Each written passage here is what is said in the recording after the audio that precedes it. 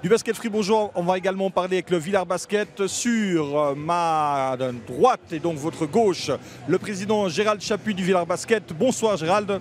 Bonsoir. Et à ma gauche et à votre droite, Jean-Pierre Ranieri, le directeur technique du club. Bonsoir. Bonsoir. Oui, parce que Villars Basket fait la une des journaux locaux, régionaux et même, on va dire, spécialisés de basket, parce que vous êtes champion suisse de Ligue nationale B. Gérald, après 16 ans à la tête du club, j'imagine que c'est une joie incommensurable que d'être champion suisse de Ligue B. Absolument Fabrice, c'est une joie énorme. C'est beaucoup d'années de travail. C'est surtout une récompense pour ce club qui se veut un club familial, qui accueille toutes les personnes qui ont envie de jouer au basketball. Et pour une belle récompense pour les gars qui ont travaillé très très dur cette saison. Vraiment. Vous avez vraiment une ligne à chaque fois vraiment de travailler sur la formation. Certains, c'est une excuse, mais à Villars, non. La formation, c'est vraiment votre créneau. Hein. Alors absolument. Absolument. L'idée, c'est d'ouvrir la porte la plus large possible aux gens qui ont envie de jouer au basketball. On ne refuse personne au Villars Basket. Puis après, avec un peu de talent et beaucoup de travail, on arrive à franchir toutes les étapes pour les gens les plus motivés jusqu'à la Ligue nationale B en l'occurrence. Jean-Pierre, c'était pas vraiment prévu ce titre. Union était favori. Qu'est-ce qui a fait la différence au final dans cette série à couteau tiré face aux Nyonnais? Je crois que c'est surtout notre défense qui a vraiment été exceptionnelle pendant ces phases finales. Surtout le dernier match où on a vraiment été pendant 40 minutes constant. C'était notre meilleure performance au niveau d'équipe. Je pense que ça a vraiment penché la balance. On a des moments difficiles offensivement.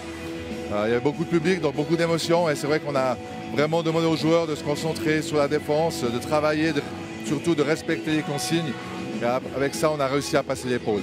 L'amalgame entre deux joueurs étrangers et puis pas mal de jeunes de talent, joueurs du cru, c'est ce qui fait la différence au final.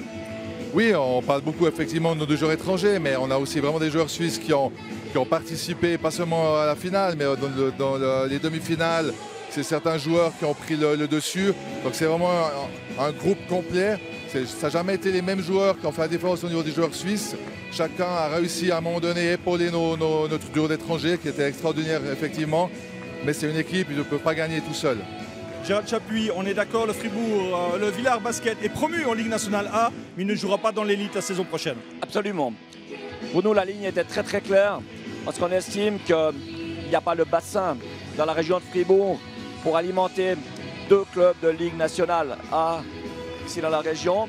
C'est la première des raisons. Et la deuxième raison, il y a aussi évidemment des raisons économiques, puisque quand nos grands voisins de Fribourg-Gotteron, de Fribourg-Olympique sont passés, on compose avec beaucoup de petites rivières et finalement, il n'est pas question pour nous de mettre en péril l'équilibre de ce club qui fonctionne et qui, encore une fois, ouvre tellement de possibilités aux jeunes de notre région. Durant très longtemps, Villars a été un peu le club ferme du Fribourg Olympique.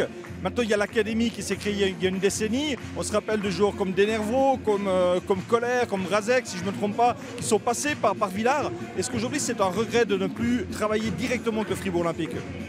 Non, absolument pas. Je crois qu'on a un rôle qui est bien défini. C'est peut-être pour ça que nous sommes pérennes, parce qu'on sait quel est notre rôle, quelle est notre position dans cette région. Et on ne manque pas, dans la mesure du possible, et quand les talents sont là, de passer à un excellent joueur. Il y a Nathan Nurkovic qui en est la meilleure preuve à nos voisins de Fribourg Olympique. Et vous travaillez avec Sarine, il faut préciser, vous travaillez avec Sarine Basket également. Alors absolument, nous avons un partenariat avec Sarine Basket. Et là, on peut faire quelques échanges entre la Première Ligue, qui est un échelon qui manquait il y a quelques années dans la région, qui maintenant est bien en place. Et les gens de Sarine font un excellent travail. On est très très fiers de collaborer avec eux. Jean-Pierre, est-ce que des joueurs suisses que l'on a vus encore pas plus tard que samedi au Rocher dans une salle où il y avait 1000 personnes, on précise, chez vous c'était plein aussi au Platy la semaine passée, est-ce que des joueurs suisses de cette équipe, à votre avis, ont aujourd'hui le bagage technique, tactique, physique pour jouer en Liga? Alors, le bagage, ils l'ont. Mais maintenant, il ne faut pas brûler les étapes. C'est ce qui est important, c'est de travailler intelligemment. On l'a fait avec Nathan Jurkovic, on va le faire avec d'autres joueurs. Ce qu'il faut, c'est vraiment, pour pouvoir participer à être un joueur majeur en Ligue nationale A, il faut vraiment être un joueur d'abord majeur en Ligue nationale B, avoir des responsabilités, avoir de la pression. Ça veut dire vraiment être un joueur de rôle, d'avoir comme on dit, les clés de la maison. Et à partir de là, lorsqu'il arrive à faire une saison complète, régulière, là, il peut faire le saut en Ligue nationale. Avant, je pense que c'est beaucoup trop tôt. Qui sont les potentiels?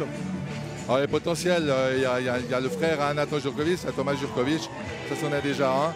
Après, il y en a d'autres, mais c'est vrai qu'après, il n'y a pas seulement le potentiel, il y a aussi l'aspect, on va dire, privé qui rentre en ligne de compte, professionnellement, les études. Donc, il y a pas mal de paramètres qui jouent aussi un rôle de ce côté-là.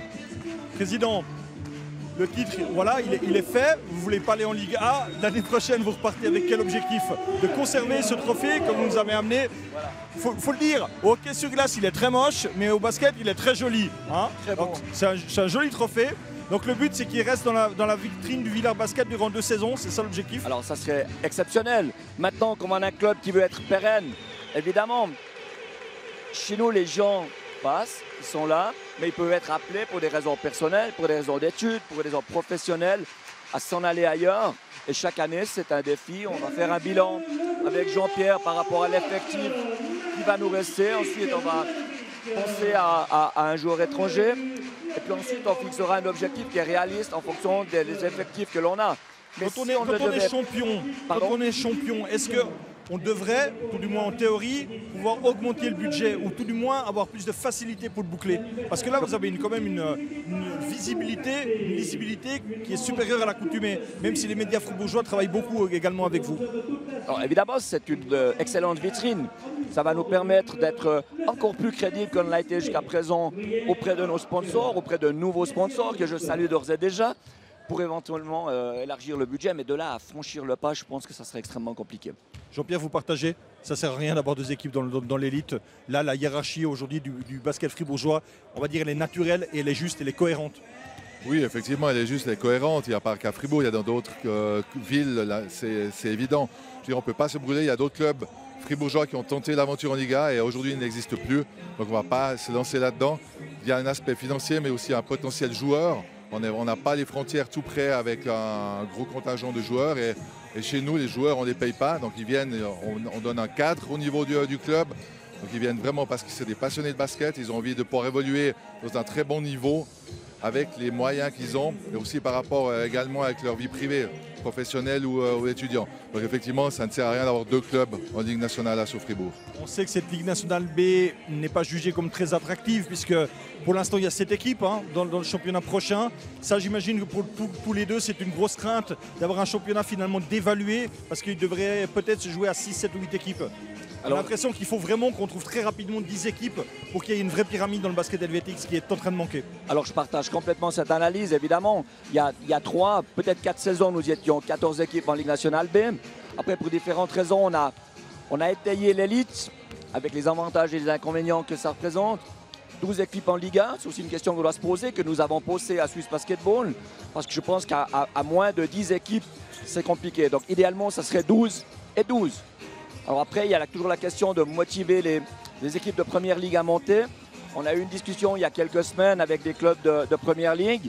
Et étonnamment, j'étais surpris par cela. Ce n'est pas forcément des questions financières qui les intriguent, mais surtout des questions de structure et d'organisation. Parce qu'on dit, il faut streamer, il faut faire des live stats, il faut une organisation qui fonctionne, on se déplace.